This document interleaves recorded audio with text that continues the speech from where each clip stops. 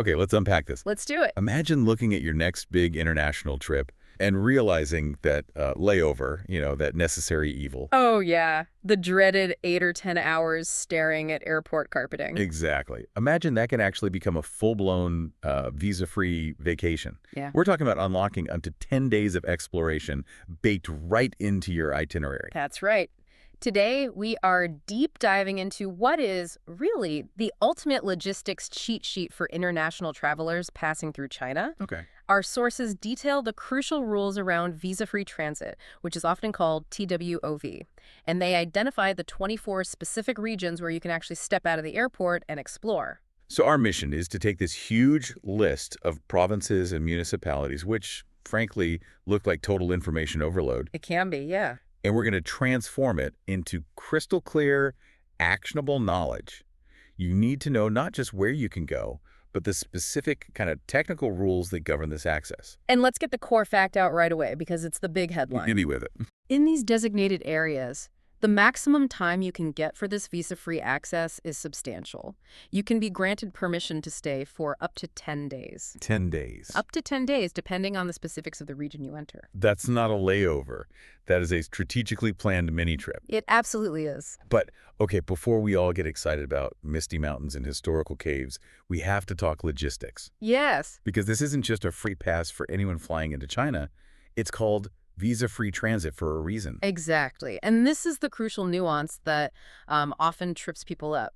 What's fascinating here is that the TWOV mechanism is strictly for travelers who are transiting through. Okay. You can't use this policy to just enter and exit China from the same place you came from. So break down that essential logistics rule for us. What makes a flight a qualifying transit stop?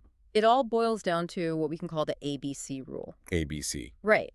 Your travel has to be continuous. You're moving from country A through China, which is country B, and then onward to country C. And A and C have to be different countries. They absolutely have to be different nations. For example, if you're flying from, say, the U.S., that's A, to Vietnam, that's C, and you connect through Beijing, which is B, you qualify. Okay. But if you fly from the U.S., A, to Shanghai, B, and then your next flight is back to the U.S., that's immediately disqualifying. Right, because you're returning to country A. Exactly. Wow. Okay. That flips the script entirely. So you're not just looking for the cheapest or fastest connection anymore. You're looking for strategically routed flights that let you leverage this technical loophole. That's the game. So if I follow the ABC rule, what else do I need to prove I'm just passing through? Documentation is everything. You must hold a confirmed and non-transferable onward ticket. Okay. It needs a confirmed seat showing your departure time and your destination in country C. You also need a valid visa or entry permission for country C if it's required. So the border officials in China need absolute proof that you have zero intention of overstaying that 10-day window. Zero. They need to know you're on your way out. The logistics sound tight, but the payoff is just, it's massive. Oh. Up to 10 days of high-value travel. Just baked into a transit window. All right, now we hit the crucial part of this deep dive. The geography of access. Yes. We have to map out these 24 regions because the rules, as you said, vary widely between the fully open provinces and the more tightly restricted cities. This list is your blueprint for planning, and we've grouped the 24 regions into 3 categories to make it a bit easier. Great. But first, a quick clarification for anyone less familiar with Chinese administrative geography. We'll be listing provinces and major municipalities. And what's the difference there? Well, major municipalities like Beijing or Shanghai are huge, independently run city-states. They basically have the same status as a whole province.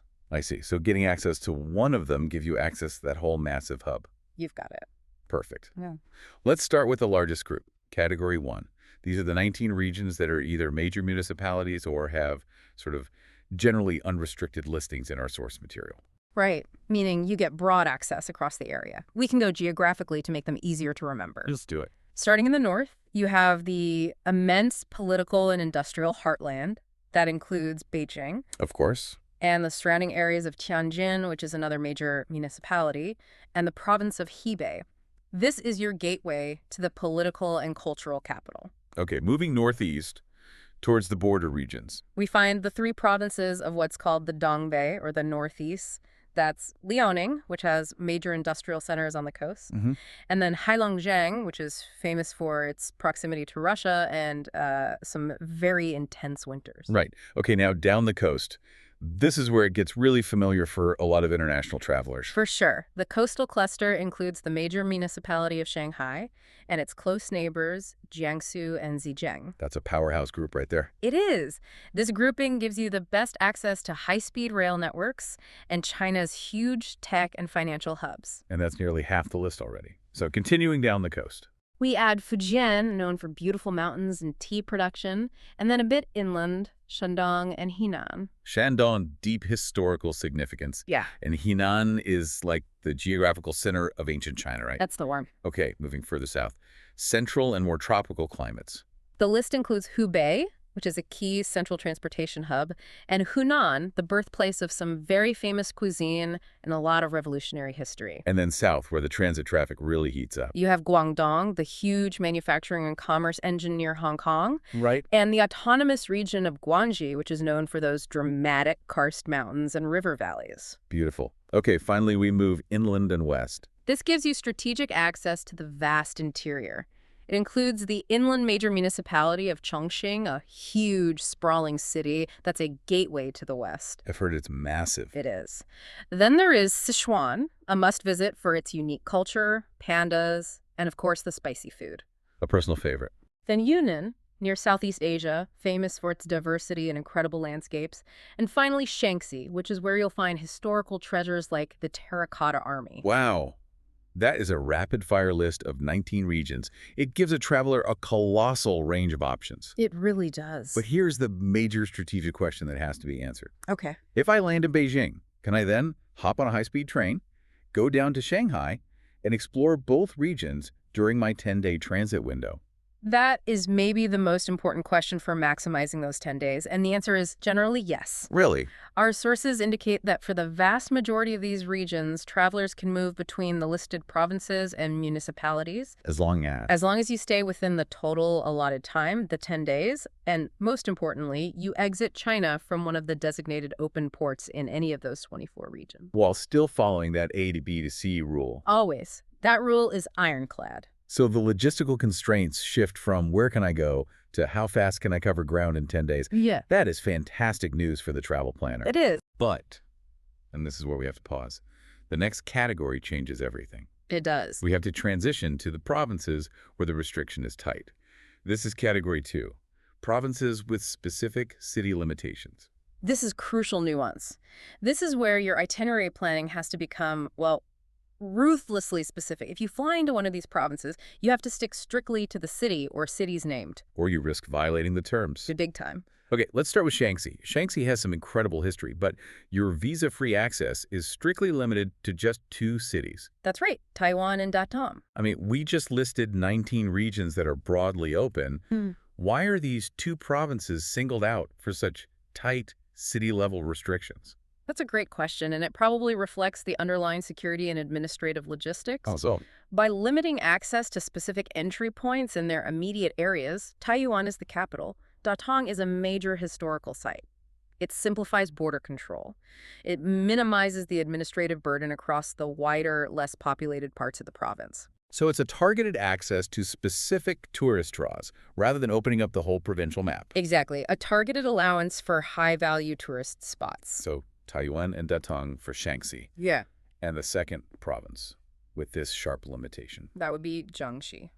Access there is strictly limited to Nanchang, the capital, and Jingdezhen. Jingdezhen, famous globally as the porcelain capital. That's the one. So 4 key cities across those 2 provinces. Powerful reminders that visa-free does not mean free reign. Understood. Just to be clear, if a traveler mistakenly leaves the limits of, say, Datong and gets caught, what's the risk? The risk is substantial. You could be deemed to have violated the entry condition. Which means? Immediate detention, deportation, fines, and a black mark on your immigration record, which would obviously complicate any future travel plans to China.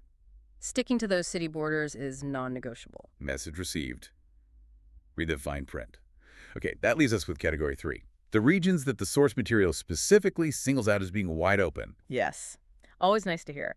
Anhui is explicitly stated as being open for the entire province. The whole thing. And the source also specifies that both Hainan and Guizhou are fully open. Hainan being fully open is a huge strategic advantage for the traveler who just wants to relax. Oh, absolutely. That turns a boring transit stop into a tropical beach experience. And Guizhou, fully open, means vast opportunities for natural exploration without worrying about city limits. Right. And if we connect all of this to the bigger picture, Okay. this entire list means that travelers no longer have to limit their imagination to just the classic transit hubs. You can strategically choose a connection through a different city, say Chongqing or Guizhou, to access a completely unique experience. An experience that might otherwise be, logistically prohibitive. That's the real so what for the traveler. It is. Let's bring this list to life with the specific examples our sources gave us. Show us the diverse experiences now possible within that 10-day window. Okay, let's picture 3 different travelers. For the urban explorer, the choice is pretty clear. If you route through Shanghai, you get the opportunity to stroll down Shanghai's Bund, taking in that iconic skyline that mixes colonial architecture with hyper-modern towers. That is peak 21st century urban exploration unlocked. Okay, now take the history buff. If their ABC route takes them through Shanxi, they have to hit those 2 restricted sinks. Taiyuan and Datong. But Datong unlocks a different world. It does. The traveler can spend their time exploring the ancient Buddhist caves, like the Yungang Grottos. These are World Heritage sites. The contrast there is key, isn't it? It's huge. You're moving from a hyper-modern economic powerhouse to a site of ancient history, all on a carefully planned transit stop. Amazing.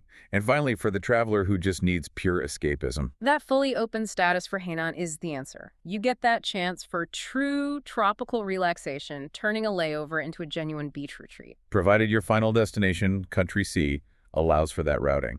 Always. And tapping into that other fully open province, Guizhou, offers incredible natural wonders. You could spend days hiking through misty mountains and those dramatic karst landscapes. It's a complete shift in scenery and pace. You go from a crowded global transit point to secluded nature. The underlying mechanism here, the TWOV policy, is turning what was once a restriction into a logistical puzzle that yields incredible travel dividends. It's about leveraging the strategic geography of China's 24 regions to maximize every possible opportunity within that tight, non-negotiable 10-day framework. You've got it. So, to summarize this deep dive, those 24 regions offer incredible, often overlooked opportunities. The distinction between the major, mostly unrestricted regions like Shanghai and Sichuan Versus the tightly controlled cities like Taiyuan and Datong. is absolutely essential. But the prize remains the same, transforming a required layover into a substantial multi-day mini-trip. This completely flips the script on how you plan a long-haul flight and moves you away from just prioritizing the shortest route. And towards identifying the most interesting and geographically advantageous transit stop. And always remember the golden rule, Country A to country C. with no possibility of returning to A. And that onward ticket is your sacred document. So here's a final provocative thought for you. Now that you know Datong's ancient caves, Guizhou's misty mountains, and even Hainan's beaches are strategically unlocked for transit stops, are you going to stop booking the most direct flight? Or will you start proactively rerouting future itineraries specifically to build in that 10-day historical or natural deep dive? The logistics are complex, but the knowledge is yours. Now the strategic planning begins.